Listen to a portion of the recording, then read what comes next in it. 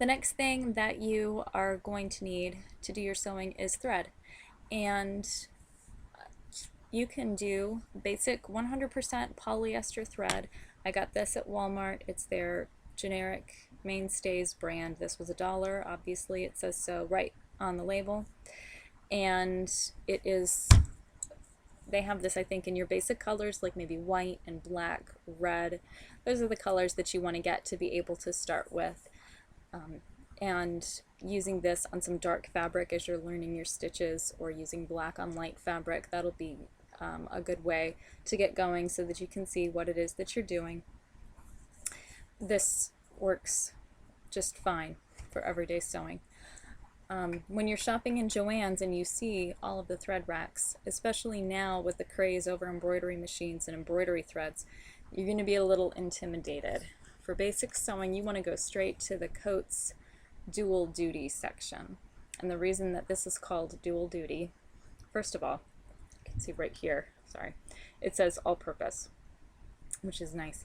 But this is 37% mercerized cotton and 63% polyester.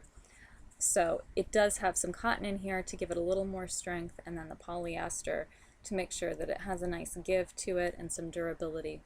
This is what you're going to purchase more often than not for all of your basic sewing. The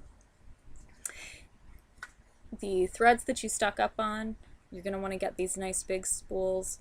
When you start buying thread that you need to match for specific projects, then you can start getting the smaller spools. They're a little bit cheaper, and there are just some colors like this aubergine, but I really don't need a big spool of, whereas red thread I really could use a bigger spool of this.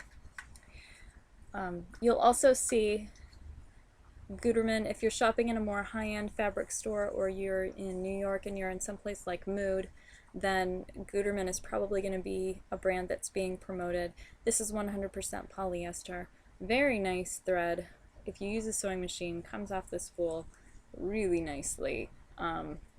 And the spool is the same width diameter around here as the thread put on the spool, which makes it a lot easier to use on the sewing machine. So I like that. It does come in some bigger spools like this.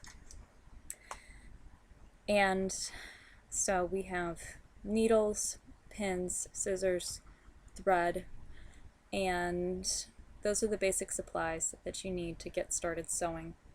And we can talk about fabric at a later time. There's a fly buzzing around my head. Okay, thank you. Please subscribe, and sorry about the mirror image on there earlier.